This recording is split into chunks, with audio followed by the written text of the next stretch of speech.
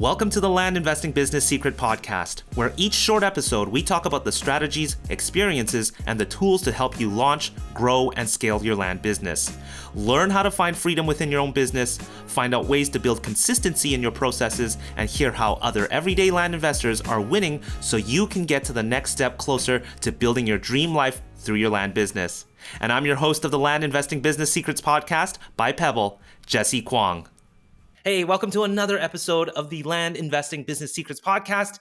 I've got a new guest here. His name is Wayne Mutata. I came across Wayne because he's really active on social media. He's been really active and he's been doing a lot on social media, and he's really attracting others to work with him. And so I got a chance to talk to him about his story and how to become and work in the world of JVing. So anyways, there's a lot in this episode. I hope you enjoyed this episode here with Wayne Mutata. All right, how's it going?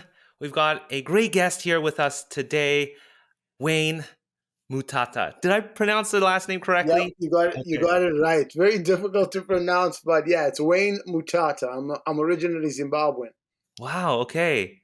Cool. So, when did you come over, and where do you reside right now? I'm assuming in America. So right now, yep, I'm in the States. I reside with my beautiful girlfriend, Sophie, and my son, Xavier. We're currently in Lancaster, Pennsylvania. I know people are like Pennsylvania, but yeah, we're in Lancaster, Pennsylvania.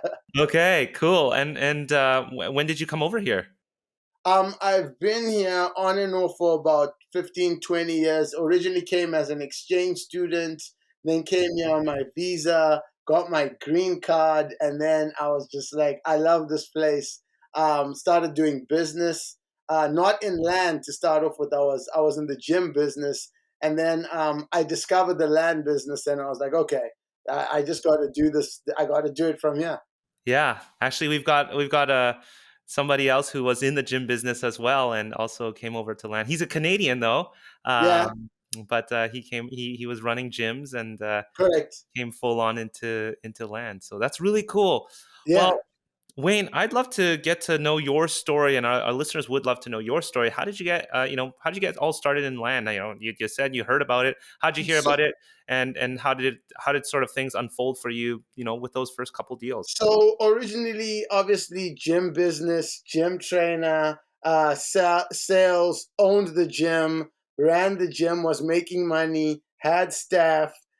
Just one of those things where I was working so many hours. I was in the morning, evening, and even though you don't believe it's going to be hands-on, it was still a lot of hands-on work, and I had to at least be in the area. So being in the area close to the gym to be able to help my manager and staff, no matter how well trained they were. One day my dad said to me, hey, there's a multifamily thing going on in Florida. I want you to come with me to do this multifamily thing. So I go to Florida and go to this multifamily thing. I'm literally on the hook. I'm going into multifamily. I'm going to do acquisitions. I'm doing all this stuff. And once that kind of lit, I started looking to real estate. My girlfriend, Sophie, has always tried to encourage me to go into real estate, but I never really thought much about it. I always thought it was way too complicated for me to get involved in or be able to figure out what was going on. More of a me thing getting in my head. So after doing that, got involved in the multifamily space, figured out it wasn't really as easy as I thought it was. Then I started wholesaling houses. So sub to creative finance. Did that through a few companies, and same thing, in my mind, I thought I was going to be able to make money 30, 60, 90 days, but markets were still saturated and kind of like, and I ended up getting a deal that had a piece of land connected to it, and I'd never ever thought about land, never ever thought about selling land, never pushed land, always saw open lots, always saw empty lots, but never really saw people talking about land. And then I just started doing my research, in terms of trying to figure out land, made so many mistakes along the way. But what I found out about land was there's no toilets, termites, or tenants. The moment I figured that out, I was in love. I was like, wait, and I'm not dealing with realtors who are screaming back at me going, you're a scam, you're a wholesaler, or a seller saying to me, "Hey, I've got an emotional attachment to this house. I love this house. I grew up in this house." None of those issues. And when I figured that out with land, and I started to see the spread on land, I started doing my research into companies that were dealing in land and how to get involved in land. And like I said, I made a bunch of mistakes in the beginning. Yeah, yeah, that sounds quite common, including myself here. Now, you coming over from the single family home or the wholesaling, distressed property side of stuff. If you were to come across another one of those, would you still do it? Would you still flip a house if something fell on your lap and it made sense?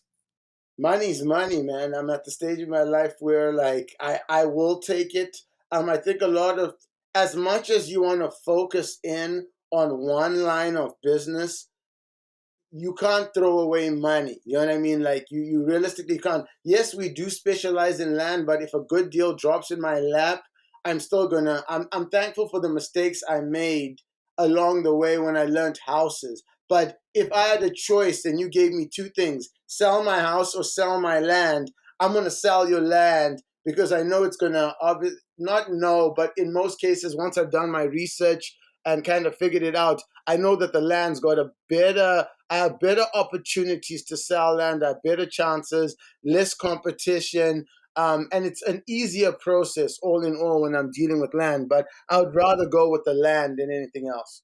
So, I mean, you've seen both sides, right? So, there's a lot of listeners here that are straddling both, or maybe Okay. thinking about coming over from houses and into land.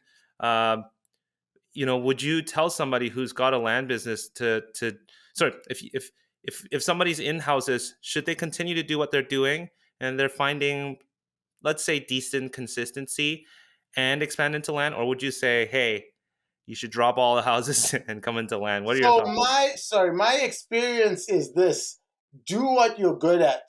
If you are good at it, stick to that. Um, you'll be able to know with either tracking your KPIs or tracking, which is very important. In the beginning, I wasn't a tracker. I had a bunch of spreadsheets. I had a bunch of notes. I would wake up in the middle of the night and go, "Is that the deal? Is that the owner? Is that the person?" I think tracking is very important, and then figuring out where your strengths are. After tracking for about 2 years, my land VA figured out that we were more of a land seller than dealing with houses.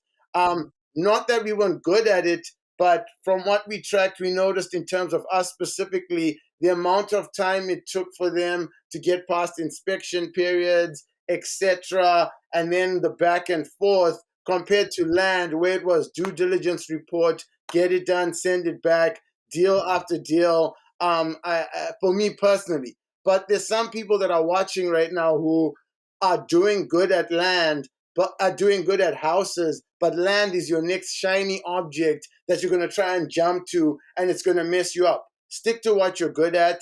If you want to venture in both, go ahead, but don't be the master of many because you'll be the master of none. Mm, mm. I love the fact that you mentioned you made mistakes.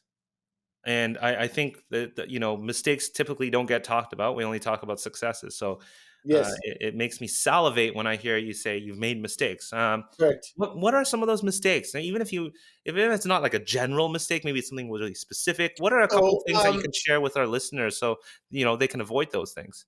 biggest mistake I made was I thought I knew everything because I scrolled through YouTube and saw a couple of videos. Yeah, I'm the owner. Yeah, I'm the boss. But you've got to get out of that owner boss mentality. Second thing I did was with land, I was using general VAs, and I'm foreign. And being foreign, I have an accent, and the VA is nothing against them. I was using Philippines, India, the main places that you get VAs from. But there was a learning curve with a regular VA. I didn't understand that there's a land specific VA who are specifically designed to work with land, which is how I found out about Pebble, etc. The basic VA that I was paying, and I get it, it was cheaper, but over time I was teaching that basic VA about land. When I got a land specific VA, they started talking land talk, CRMs. That's where the world of Pebble opened up to me to go, whoa, there's a CRM that can do everything that I'm doing on pieces of paper, spreadsheets. I'm jotting down, I'm trying to track this. I'm trying to like keep track of my comps, like I'm losing my mind. And then at the same time, I'm trying to teach a VA who's not a land VA. The mistakes that I made there was I didn't have the right systems, for example, like a Pebble or whatever CRM people are using. And I relied mainly on myself and notes and spreadsheets. You can only track so many spreadsheets. You can only do so many things on pieces of paper before you lose control of what it is that you're doing. And I think being open minded is one of being closed minded is one of the biggest mistakes that I made because I wasn't willing to be versatile. I wasn't willing to join groups like your group or follow your page on Facebook to get information as you guys give that free information, which you guys do amazing, by the way. I think I was too closed minded. So I think in terms of learning, I would be more open minded, and mistakes in general were more me blocking myself and not allowing myself to have access to a CRM like yours that does multiple things that I was trying to do that gave me headaches, gave me anxiety. And when I think about it, I should have got involved with stuff like that way sooner when, because it is a business. I think a lot of us think of it, oh, I'm just going to, do a side deal, yeah, and do a side deal, yeah. But it is a business and it needs to be treated like a business. Yeah. Yeah, it's interesting. It's funny how when you work with certain people, you end up learning certain stuff, and that certainly has happened with us as well. Um, Correct. where can somebody find a specialized VA? Is there a specific place you look for, or is it do you just ask around? What is your So strategy for that? there's many ways you can do it. Obviously, you can be in a group and find somebody. I particularly am in land school, which you and I have spoken about before. And land school is a place that I and a bunch of landowners are a group of. And in that group, there is a VA, a land certified VA, and she has a team. And she then will give us access to obviously your services, etc. But the first thing would be to try and find one. But the most reputable one that I know is in our land school group, and I think that's like $25 a month or whatever. But you get access to her. You'll get access to, for example, like Pebble. Like you and I are going to be. I am personally going to be signing up for Pebble and going step by step with you to show people in our land school group how committed we are to what it is that you're doing so that they can see me as the main user utilizing that. So definitely I would say looking into our land school and then speaking to Tanya to see who she can find, because the main thing is you want a vetted land specialist. A lot of the times people say, oh, I do land or I've done land, but to get access to, for example, you guys, to get access to the answers that you need immediately, you definitely need a certified land specialist. It's always great to be working with somebody who has industry knowledge. I've always been sort of on the fence too. Like, do we bring on somebody? Now, this isn't sort of a VA, but this is more of a Correct. specific role for for a product like ours. Do we bring on somebody that has industry knowledge? And we have in the past, and it's great. One of the ways that I like to look for people as well, and thanks Wayne for mentioning a way that you can also or others can find land specific VAs is talk to other people. Is talk to other people because a lot of people starting out or may have a VA, that VA might need more hours, and Correct. it's not often that everybody needs a full time assistant. So you can always share time or split time with somebody else. That's also another great strategy to kind of look And into. definitely, if you're JVing with people, definitely check if they have a VA, because you can obviously go, back up with their VA as you guys are working on your specific deal. And you can get an experience for a VA. Are they responsive? How do they get back to you? What is their structure like? Do they understand the terminology? Are you the one constantly educating them, etc.? For example, like the thing that I liked about for Tanya, for example, was she already knew the ins and outs of Pebble, not to the extent that you have, because obviously you and I have built a relationship. But when it was presented to us in terms of a CRM for all of us to use, she broke it down so well that I already felt like I knew what the product was. And she doesn't work for you. Do you know what I'm saying? So for me, she doesn't work for you. And she was suggesting this shows me she's in the field, she's doing the research, she's around and going, who's getting the best results? Why are they getting the best results? Okay, Pebble, I want you guys to connect with Pebble. Start signing up. Like, do you know what I mean? Like a normal VA for me wasn't doing that for me. They weren't going. I go watch this video that the CEO of Pebble's doing. Go watch this so that you can get more information about it. This is what I know. This is why I recommend it. I would suggest that we use it, build that relationship so that we can see what it is. Most VAs are like, okay, what system do you use? We're going to use that system. And myself personally, not knocking on anybody, but I've used a system like the Investment Dominator, which has been around for a very long time. And just seeing the basic, front end of your stuff, I'm like, whoa, is it 2000 or are we in 2025? Do you know what I'm saying? And nothing against them, but that's also the ability of my VA going, hey, the product is improved. It's greatly improved. It's got more things, more features. And like our cell phones, the same thing with CRM has changed. Do you know what I mean? Like it's become a nicer product. Back then it was the cell phone that was in a briefcase, and nothing against previous stuff. It works, it's done its thing for me. But now I want to be with the iPhone. And I'm not saying an Apple product or whatever, but I want to be with something that's seamless. I want to be with something that's up to date. And I want to be with something that a company that understands as a land, because you guys asked me so many questions as an actual land guy that's in the world right now. You asked me so many intricate questions so that you could have the answers, or you could add on stuff to Pebble to make my life easier. And from that moment, I was like, I'm sold. Like, come on. All right, so Wayne here is talking a lot about Pebble, and I don't typically talk too much about Pebble anymore on this podcast. But if you didn't know, we run a platform called Pebble, really built for real estate investors to really get deals done a lot quicker and to simplify the process.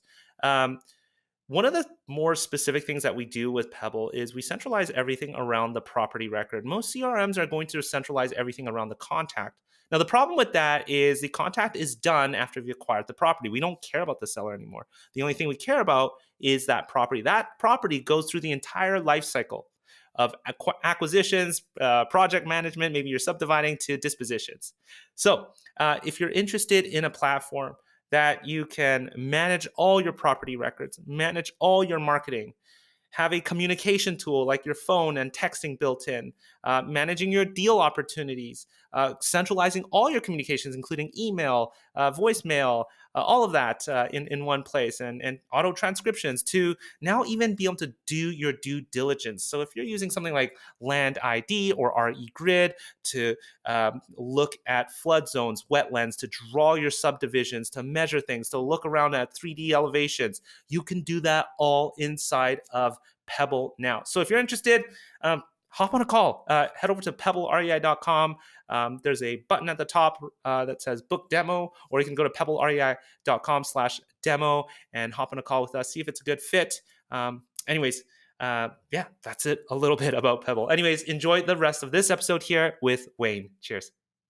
Well, I appreciate the plug that you gave us for Pebble, but hey, if some of you guys also are Investment Dominator users, and the whole group, the Land Profit Generator, have done a great job in terms of their educating and Yep. walking their students through, and also using their model with Investment Dominator. But if you're feeling like you're outgrowing that and you do want to explore a platform, I've got something called lpgwithpebble.com, and that's sort of walking those through who have gone through the Land Profit Generator course and seeing how do we actually apply that with a platform that is much more open inside of Pebble. So again, that's lpgwithpebble.com. Okay. Right. And I know obviously you're not trying to start any war with them, but as a user, I'm going to give you my honest opinion in terms of being a user. Times have changed drastically. I appreciate you being modest, but like if you want to treat this as a business, if it's just like a side gig here and there, you want to do one or two kind of properties, don't get me wrong, the Dominator serves the purpose well. But if this is going to be a business and you want to take care of your business, you want to track it, then I would definitely give you guys a call and see in terms of that transition because it will be a world of difference. Sure, sure. I appreciate that. Okay, I want to talk you because you mentioned this a little bit. I think you mentioned it, but about JVing. I know that's Yes, something you do a lot.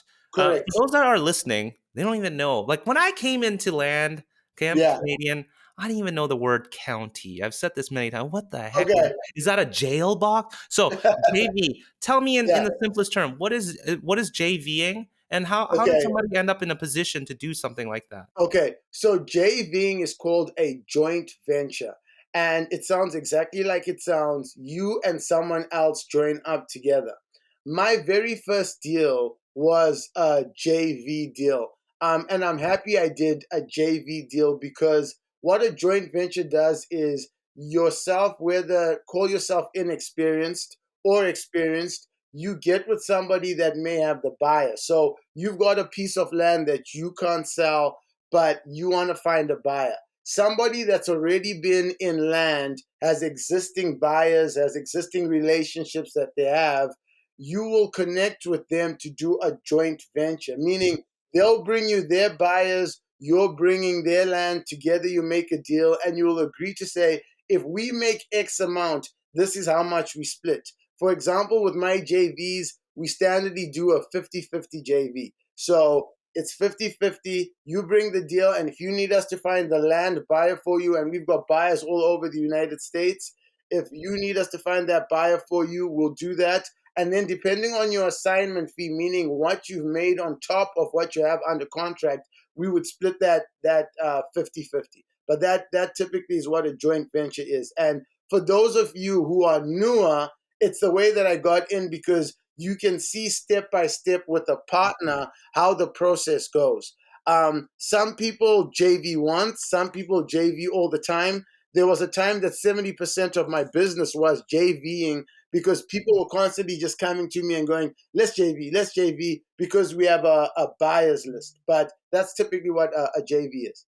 Okay, so it's interesting you mentioned. So JV is a great way. It sounds like to learn Yes. the ropes. So is it for somebody who's starting out only, or No, it can be for anybody. And when I say it can be for anybody, is basically if you're in a situation where one, you don't have a buyer, two, you don't understand the land. So you get 100 acres and you don't understand entitlement or subdivision. You're going to JV with somebody already in the space because there's no way you can learn that much about entitlement and then get all the paperwork, etc. So it works to your benefit when you have a piece of land or property that you have issues either selling. Is it in wetlands? Is it in flood zones? Because certain people will buy in those areas. You just may not know them. JVing with people can give you access to those people. so? Let's say I'm starting out. I'm totally green. Okay, Yep. I'm just learning myself. And how do I know how to spot somebody who can JV? Should I just post in a Facebook group and see my responses? No. So my thing is credibility. In this day and age, go into their Facebook, look and see if they're actually doing deals. A lot of the times we will show what we do. um, Look up that person, look up their company. If they're associated with a company, see what that company does to kind of get a feel for them.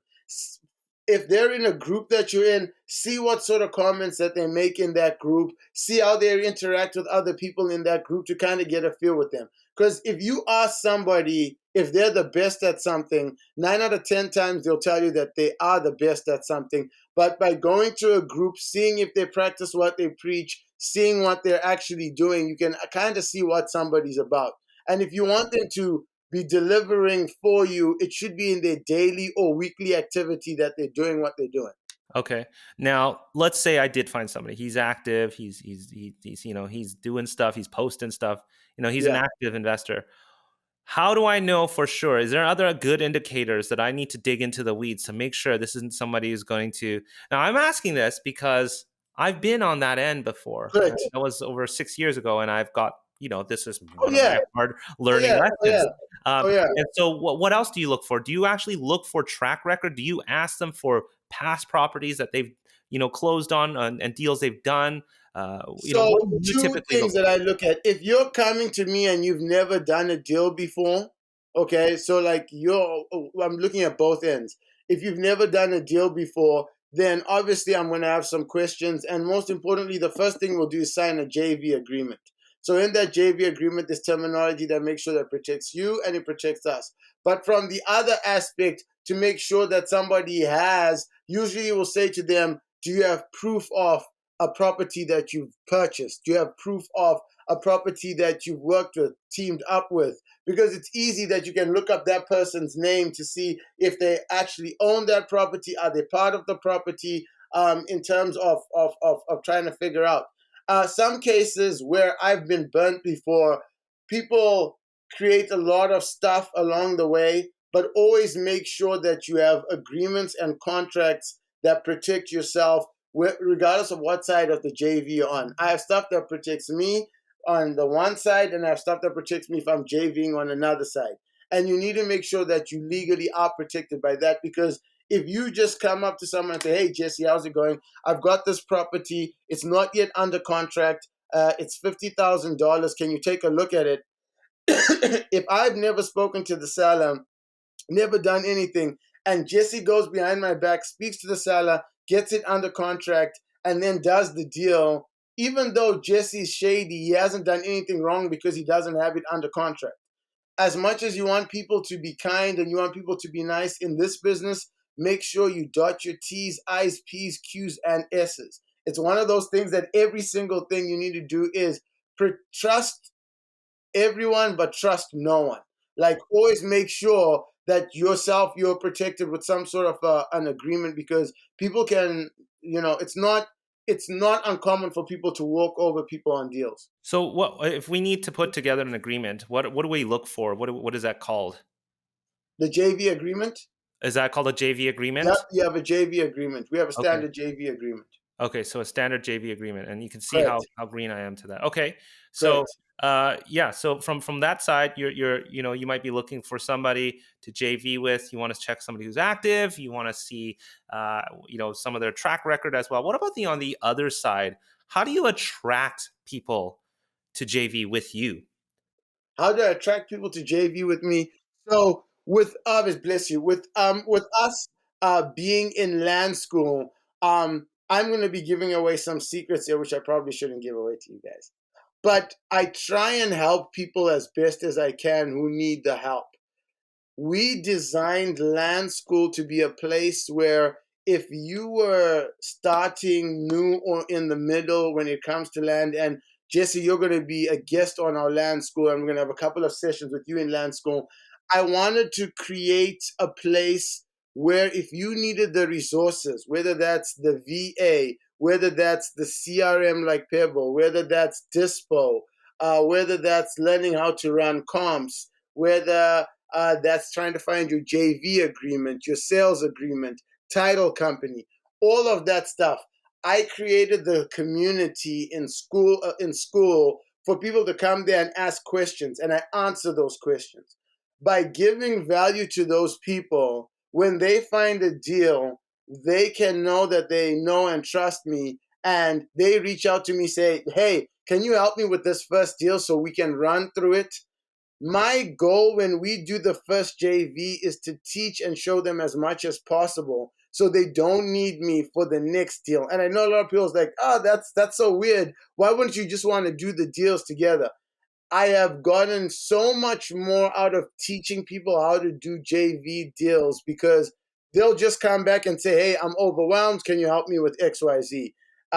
Hey, I know XYZ. They're just starting land. Can you get them involved in land, etc.? For me, it's never been about how much can I get out of it. It's just giving this information because I was, like you, the guy that didn't know how to comp, didn't know how to find a CRM like Pebble, didn't know what a land VA was, totally lost. I was in the YouTubes, I was in different things, spending all kinds of money when all I needed was one place to go to be able to ask questions, and things were just being able to get like given out to me. So in terms of attracting them, I definitely attract them when obviously they join the land school and we're there to just kind of help them and give them access to land solutions, as we like to call them. Yeah, and I think it all comes down to, you giving value. And I know you're very good at that. I know you're very active on social media as well, and it's really cool. So we'll talk about how people can sort of engage with you after. But if you guys haven't heard episode 123, I had a guest who came and is I pretty much identical here. Getting out content, showing that they're active, and really, I mean, at the end of the day, you're building a network, and then you Correct. end up being in the middle of many deals. So if you haven't heard of that episode along with this episode here, that's episode 123, how I became the center of land deals with Rooster Vance. All right. And it will surprise you. It will surprise you how just posting and networking and doing stuff will change your trajectory drastically. I as big as your guys' company is, I would have never thought by getting into the network, getting students, telling them, let's start focusing on this, that you and I would be able to have a relationship where I could just send you a message and be like, hey, I have a question, or hey, it's almost time for us to be on that podcast, etc. And hey, my students need X, Y, Z, and I'm sending you assistant messages, and she's getting right back to me. And that shows you the power of networking, and just being present, and just giving yourself, and taking risks in our field. Yeah, I don't know why I've always kind of shunned away from that word networking, but I mean, at the end of the day, it's just having a conversation with somebody, and you never know. You guys might have something in common, and Correct. it's one of I've always been quite fearful of meeting people in person and talking about stuff, and so some of you guys that are listening, give it a shot. Go to an event and just have a conversation. There's with the goal is just to say hi and ask them, hey, what are you doing? What am I doing? What are you struggling with? What am I struggling with? I found that one of the easiest way to really bond and connect with people, just kind of sharing Correct. things in common, and then from there, you might find something that you guys can focus on together. But Correct. And anyways, even with that, like in terms of, if you go to investors meeting, like Jess is saying, if you're going to an investors meeting, we're in land. 9 out of 10 times, I'm the only land guy in the room, and people are just interested to figure out what's going on about land. So you're already interesting by the fact that you sell land, and I don't care whether you don't sell land yet. You're just watching this, and you're trying to figure out, should I sell land? I'm trying to get into land, whatever. Fake it till you make it. Get there. I'm interested in becoming a developer and selling land, or getting into land sales. I'm looking at properties, comping them. Are you ever If you're ever interested in land, reach out to me. But land has always made me one of the most interesting people in the room, because not many people sell land. You'll come across a lot of like realtors that are selling houses. You'll come across people investing in houses and stuff like that, but land will always make us unique. And I know I'm rambling, but realtors are one thing that you'll notice they don't really understand land that much. So even with them, you can build a relationship where they can help you sell that land, because you can educate them on listing land for you, and getting that land under contract. And that's another way for you to build relationships. I love it. Wayne, thank you so much for sharing about your journey. Where you came from with houses, and then getting into. I know you're again very active in terms of building relationships and meeting people and putting out great content as you do. Now, Wayne, if people want to connect with you, maybe they want to check out what you're doing, maybe they want to see your post, or maybe whatever. Where are you? Where can people find you, and how can they engage? Okay, first things, you can find me on Facebook. My name, Wayne, Wayne. And then my last name is Mutata, Mutata.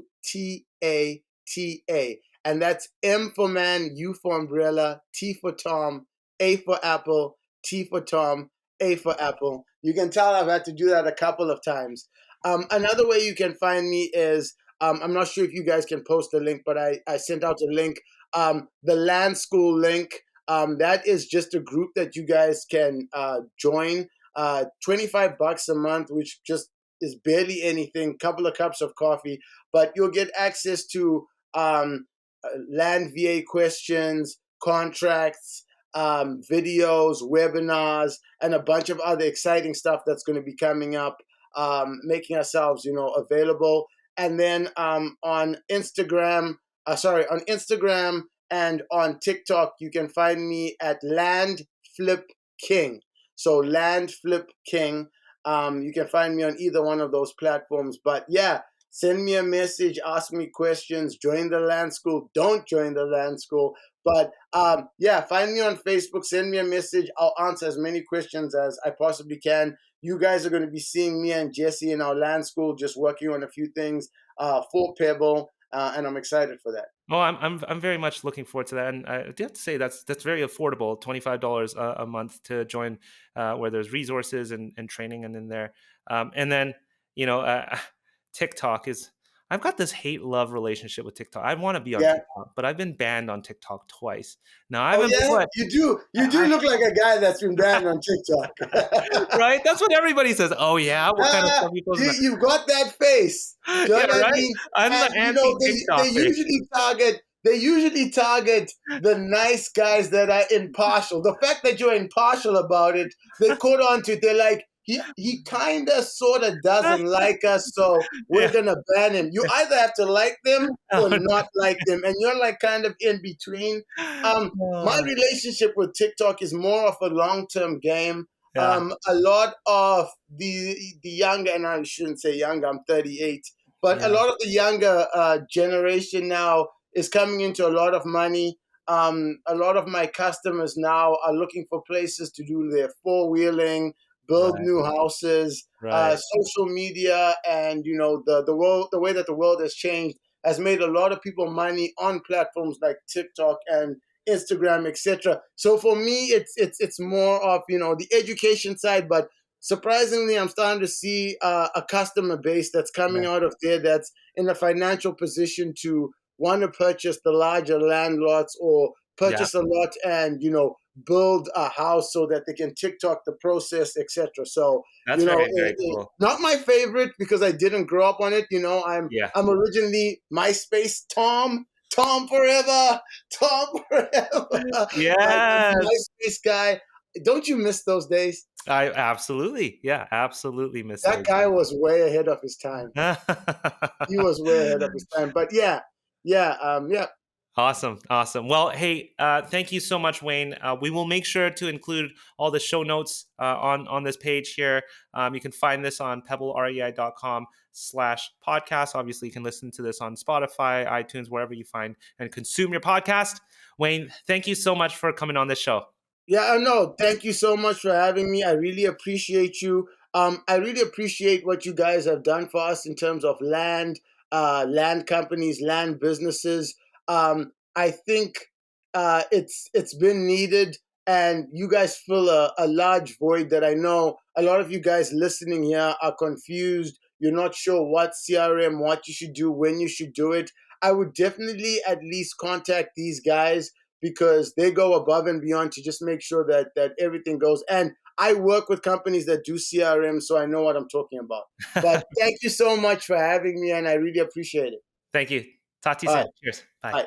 Before you stop this episode or hit the next episode, I want to personally thank you for listening to this episode of the Land Investing Business Secrets podcast by Pebble. If you found this helpful, we'd greatly appreciate any awesome reviews and ratings on whichever platform you are listening to this on. And if you have 2 minutes and wanted to step it up even more and help others, feel free to share this in other Facebook groups or pages or any communities, giving others a heads up of the Land Investing Business Secrets podcast or the specific episode that may help them on their land investing journey.